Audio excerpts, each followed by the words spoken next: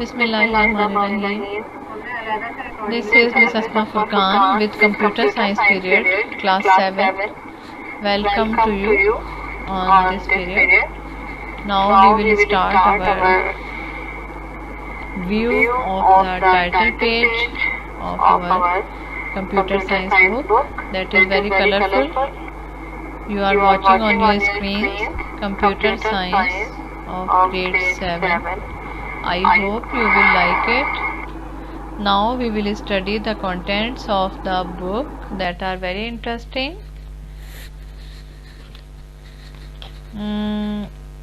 There are 10 chapters.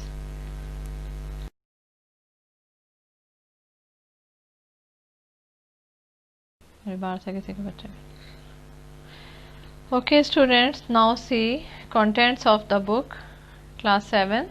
Here are 10 chapters in your book. Number 1, computer components. We will study chapter number 1 first of all, and after that chapter number 2 is about storage devices, in which internal memory, units of memory will be discussed, external memory, and about expansion slots and cards also. In chapter number 3, operating system will be discussed. Chapter number 4 is about application software. Number 5 is about algorithm and flowchart. Number 6 is programming in basic. 7th is more about word processor, and number 8 is more about presentation software. And then in number 9, introduction to spreadsheet, means you have done on Excel sheet, right? That is spreadsheet. And on last, number 10th, concept of the internet, most using tech.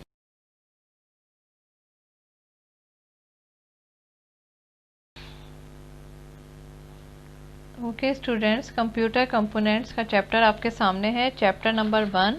Today we will read it carefully and I will also read here. Carefully read it, then you can understand easily. Computer hardware consists of physical equipment. It includes not only peripherals but also essential parts that are present in the computer system. In this chapter, I explain the details of components of a computer, which are as follows: input devices, central processing unit, storage devices and output devices. Paragraph wise कुछ आपको explain करने की कोशिश कर रही हूँ ताकि आपकी समझ में आ जाए कि किस चीज़ के बारे में बात हो रही है. कंप्यूटर हार्डवेयर, हार्डवेयर मीन्स वो इक्विपमेंट्स जिनको के टच कर सकें, देख सकें आसानी से, फिज़िकली इक्विपमेंट्स पर मुश्तमिल होता है. जैसा कि बराबर में फिगर बनी हुई है जिसके अंदर आपको monitor, disk drive, floppy disk वगैरह सब नज़र आ रहे हैं, लेज़र प्रिंटर है, CD रोम है, ये सब के सब क्या हैं? ये हार्डवेयर्स हैं. ओके, फिज़िकल इक्विपमेंट्स कहलाते हैं. ये सब के सब इसमें शामिल होते हैं. इसके अलावा इनपुट डिवाइसेस और आउटपुट डिवाइसेस भी इसमें शामिल होती हैं. कुछ डिवाइसेस ऐसी होती हैं जो स्टोरेज डिवाइसेस कहलाती हैं, और मेन यानी ब्रेन ऑफ द कंप्यूटर यानी कि सेंट्रल प्रोसेसिंग यूनिट भी इसमें शामिल होता है. फिर आ जाते हैं हम मदरबोर्ड पर. This is the main circuit board of micro computer. The motherboard contains connectors for attaching additional devices. Okay, typically the motherboard contains CPU, BIOS, memory, storage, expansion slots and all the controllers required to control standard peripheral devices such as the display screen, keyboard and disk drive. ये जो motherboard होता है, जब हम CPU को open करते हैं, ऊपर वाली केसिंग हटाते हैं, तो अंदर हमें वाज़ेह तौर पे नज़र आ जाता है. मदरबोर्ड की हेडिंग के बराबर में आपको नज़र आ रही होगी इसकी पिक्चर वाज़ेह तौर पे. क्या क्या चीज़ें इसमें शामिल होती हैं, कौन कौन सी चीज़ें, कौन कौन सी एडिशनल डिवाइसेस इसके साथ अटैच होती हैं, यानी तमाम के तमाम expansion slots, storage devices, memory devices, all depends on it. Okay, display screens, keyboard and disk drive, ये सब की सब इसके साथ ही कंट्रोल की जाती हैं. फिर आ जाते हैं माइक्रो प्रोसेसर पर. This is a silicon chip. बराबर में फिगर नज़र आ रही होगी. माइक्रो प्रोसेसर किस किस्म का होता है, कैसी शक्ल होती है इसकी? ये कंटेन होता है CPU पर, ठीक है ना. This is a silicon chip that contains CPU. In the world of personal computers the terms microprocessor and CPU are used interchangeably. at the heart of all personal computers, and most workstations sits a microprocessor. Microprocessor also control the logic of almost all digital devices, यानी तमाम के तमाम जितनी digital devices हैं ये सब इसके साथ कंट्रोल होती हैं, from clock radios to fuel injection systems for automobiles. आ जाते हैं सेंट्रल प्रोसेसिंग यूनिट की तरफ। That is the very very important paragraph और important thing of this chapter, and I think question is about it. ये question भी इसके हैं बारे में। The central processing unit is the brain of a computer system. We use the CPU to control all input and output connections inside and outside a computer. And the programs that are currently present in a computer are worked upon to produce the correct answer for the user. होता क्या है कि input और output all जो है वो connections इसके ही around काम करते हैं। ये एक तरह से जैसे ह्यूमन बॉडी में आपको ब्रेन को एक ख़ास इम्पोर्टेंस हासिल होती है, इसी तरह से सीपीयू को कंप्यूटर सिस्टम में ब्रेन की जैसी वैल्यू हासिल है। फंक्शंस ऑफ सीपीयू क्या होते हैं, क्या काम करता है? Number 1 sort the data instructions, क्या करता है? सॉर्ट आउट करता है डाटा इंस्ट्रक्शंस को। Number 2 control the sequence of operations, तमाम के तमाम जो ऑपरेशंस के सीक्वेंस होते हैं उनको कंट्रोल करता है। Next number 3 gives commands. आ जाए आप लोग पेज नंबर 5 पर, first line I am reading.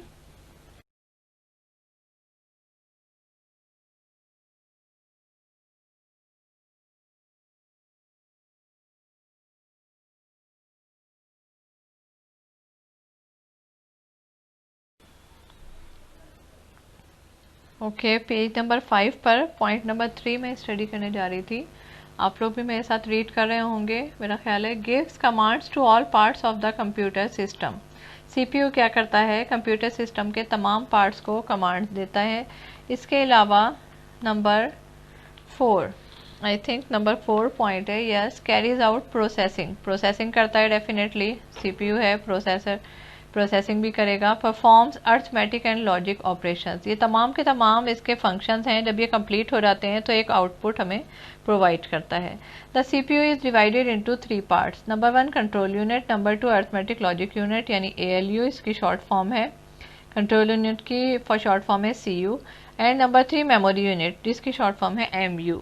ये आपके सामने बहुत अच्छी सी फिगर है जिसके ज़रिए से बहुत अच्छी तरह समझ आ जाना चाहिए कि सेंट्रल प्रोसेसिंग यूनिट का फंक्शन कैसे परफॉर्म होता है।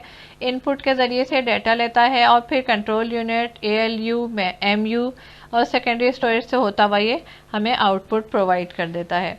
नंबर 1 कंट्रोल यूनिट किस तरह से काम करता है? The control unit acts like a supervisor. It monitors all the operations ensuring that all operations are performed orderly. क्या करता है? देखता है कि ऑर्डर में तमाम ऑपरेशंस जा रहे हैं, यानी उनको मॉनिटर करता है। द कंट्रोल यूनिट यानी CU directs and coordinates the entire computer system, तमाम के तमाम यानी कंप्लीट कंप्यूटर सिस्टम को क्या करता है? कोऑर्डिनेट करता है। Its function involve controlling the input और आउटपुट यूनिट्स, इनपुट आउटपुट तमाम यूनिट्स को कंट्रोल करता है। इसका काम है ये करना। Arithmetic logic operations of the CPU transmitting data to and from the main memory, कहाँ से कहाँ तक? Arithmetic logic operation of the CPU transmit करता है डाटा को, कहाँ से और कहाँ तक? मेन मेमोरी तक लेकर जाता है। Number 2 arithmetic logic unit ALU, the ALU performs arithmetic calculations such as addition, subtraction and multiplication and logic functions such as comparison of two numbers. अगर दो नंबर्स का कंपैरिजन करना हो तो ये जो है ALU परफॉर्म करता है इस किस्म के calculations. For example a plus b, a multiply b are arithmetic functions. If salary is 30,000 then bonus will be 3,000 is a logical function. Okay, registers are special storage areas built in a microprocessor to access data at a high speed. There are 14 registers in a microprocessor. The new microprocessor have a few more registers for a specific reason. That was the end of page number 5.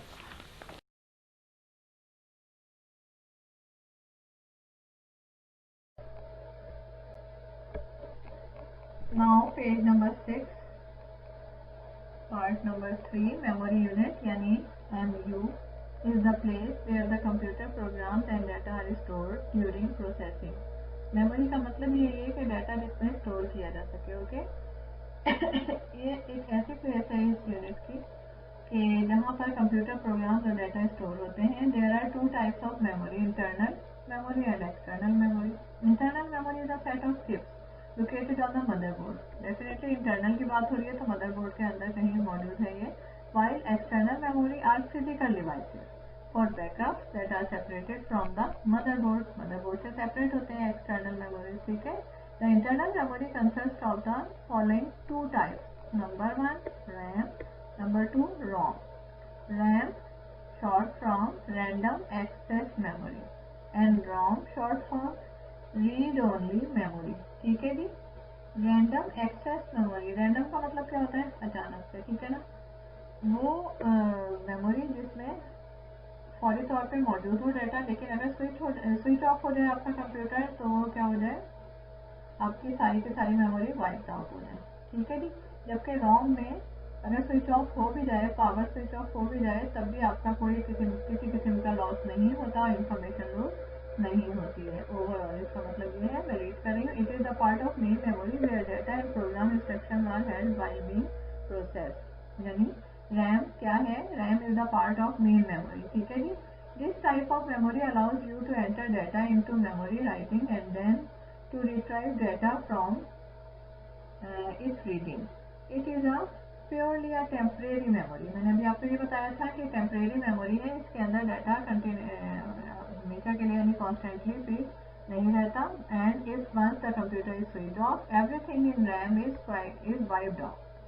In other words, it is a volatile memory. दूसरे word में क्या कह सकते हैं कि volatile memory है.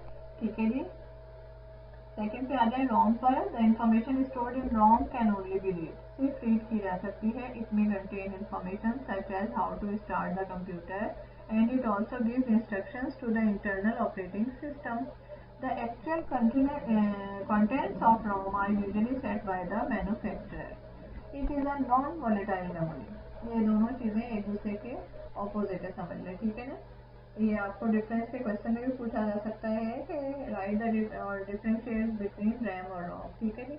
जो इसमें बात हो रही है उसके ऑपोजिट यहाँ बताया जाएगा. ठीक है. Okay. It is a non volatile. वहाँ पे हमने क्या बताया था? रैम में वॉलेटाइल मेमोरी और ये नॉन वॉलेटाइल. बिकॉज रोम क्यों नॉन वॉलेटाइल है? Because it is permanent and does not lose information when the power is switched off. अच्छा जी. बसेस क्या होती हैं? वैसे तो हम बसेस क्या समझते हैं? ये जो रोड्स पर चलती हैं ना बसेस. यहाँ पर एक हेडिंग आपके पास मौजूद है बसेस की. ये थोड़ा सा एक एक्स्ट्रा इन्फॉर्मेशन है. कुछ बच्चों को तो इसके बारे में बिल्कुल मालूम नहीं होगा. हम स्टडी करते हैं, हमें पता चलेगा ये क्या होती है. The CU, ALU and the main memory have links to communicate with each other. ठीक है जी. इनके पास लिंक्स होते हैं एक दूसरे के साथ कम्युनिकेट करने के लिए. किस के पास? CU, ALU and main memory के. ठीक है. Each of this link is called a bus. इनमें से हर लिंक क्या कहलाता है? बस कहलाता है. बस is a thin metallic line which allows to transmit data instruction. A bus is a single highway which is used to interconnect various components of the system. ये आपको सामने एक एरो टाइप की एक फिगर बनी हुई है. इससे आइडिया हो रहा होगा. ये देखें, CPU से एड्रेस बस, कंट्रोल बस और डाटा बसेस मूव कर रही है और फिर कहाँ जाके RAM, ROM, input output and other के ऊपर शो होती भी दिखाई दे रही है. Each of this link is called a bus. है क्या ये बस? एक थिन मेटेलिक लाइन है, नजर आ रही होंगी, एरो के फॉर्म में शो हुई हुई है. Which allows to transmit data and instruction. क्या अलाउ करते हैं?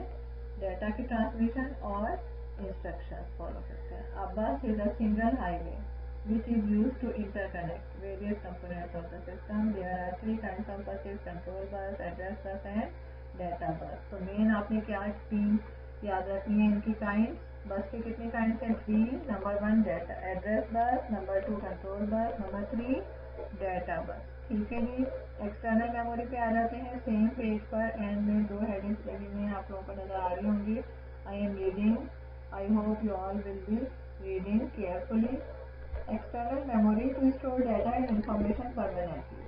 ठीक है जी. permanently डाटा को स्टोर करने के लिए एक्सटर्नल मेमोरी यूज होती है। We use external memory, it consist of floppy disk, hard disk, magnetic tape, USB, CD-ROM etcetera. मेरे ख्याल इतना तो सब बच्चों को तकरीबन पता है कि यूएसबी क्या होती है, मैग्नेटिक टेप क्या होती है, हार्ड डिस्क क्या होती है, फ्लॉपी डिस्क क्या होती है। आजकल फ्लॉपी डिस्क कम यूज हो रही हैं, यूएसबी और CD-ROM वगैरह ज़्यादा इस्तेमाल हो रही है। इनपुट एंड आउटपुट डिवाइसेस, ये तो हमने क्लास 4 में पढ़ा था, 5 में भी पढ़ा था और 6 और 7 में भी इनसे इंटरेक्शन रहा है। काफ़ी बच्चों को पता चल चुका होगा वो डिवाइसेस जो कि कंप्यूटर तक डाटा पहुंचाती हैं इनपुट डिवाइसेस कहलाती हैं, और वो डिवाइसेस जो कि कंप्यूटर से हमें रिजल्ट प्रोवाइड करती हैं वो क्या कहलाती हैं, आउटपुट डिवाइसेस कहलाती हैं। Input devices are those by which data can be entered into the computer, while output devices mean those devices which receive information from the CPU and present it in a readable form. Okay.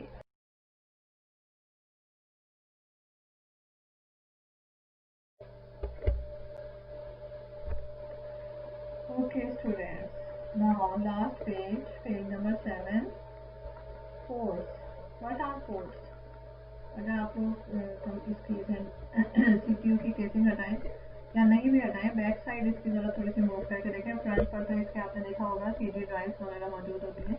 अगर इसको आप back side पे देखें तो इस किस्म की ports नज़र आएंगी, ये सामने आपको फिगर में नज़र आ रही होंगी, हेडिंग के बराबर में आप लोग देख रहे हैं डिफरेंट पोर्ट्स यहाँ पे हैं मौजूद। इनका समझ लेना बहुत ज़रूरी होता है क्योंकि तमाम कनेक्टर वगैरह यहाँ पे सारी वायर्स कनेक्ट होती हैं और ये अगर सही कनेक्ट ना हो तो कंप्यूटर वर्क नहीं कर सकता। Okay, port is a socket at the back of the computer use to plug in various devices. It is use for communication with peripherals. Internally, there are several ports connecting disk drives, display controllers, etc. Externally, ports are used to connect modems, printers, scanners, etc. There are two types of ports. एक serial ports होती हैं और एक parallel. Okay, figure अगर आप लोग गौर से study करें, ऊपर PS2 पोर्ट है, कीबोर्ड से कनेक्ट होता है इसका दूसरा सिरा। सेकेंड इसके बराबर में एक राउंड शेप में PS2 पोर्ट है जो कि माउस से कनेक्ट हो जाएगा। ठीक है, ये दोनों यानी इनपुट डिवाइसेस यहाँ पर अटैच होती हैं। फिर आ जाते हैं USB पोर्ट। इसके बाद किसकी बारी है, USB पोर्ट के लिए होगा एथरनेट पोर्ट, एथरनेट कार्ड। ठीक है जी, आते हैं नेक्स्ट पर सीरियल पोर्ट मौजूद है डायल अप मॉडेम के लिए। LPT1 प्रिंटर पोर्ट, प्रिंटर के लिए यूज होती है ये वाली पोर्ट। उसके बाद आ जाए VGA पोर्ट, मॉनिटर में इसका दूसरा सिरा अटैच होता है। स्पीकर के लिए इसके बाद ये देखें छोटा सा स्पीकर बना हुआ है। फिर लाइन के बाद माइक्रोफोन और गेम पोर्ट है राइट हैंड साइड पर, और ये आपको ड्रॉ करने के लिए भी आ सकता है एक ये फिगर। ठीक है, और इसके बाद एक्सरसाइज आप लोग देख रहे होंगे स्क्रीन पे मौजूद है। इंशाल्लाह नेक्स्ट क्लास में मैं डिस्कस करूंगी एक्सरसाइज में कौन से क्वेश्चन हमने पढ़ने हैं और इसके आंसर आपको कहाँ से फॉलो करने होंगे। Right, that was the end of today's chapter.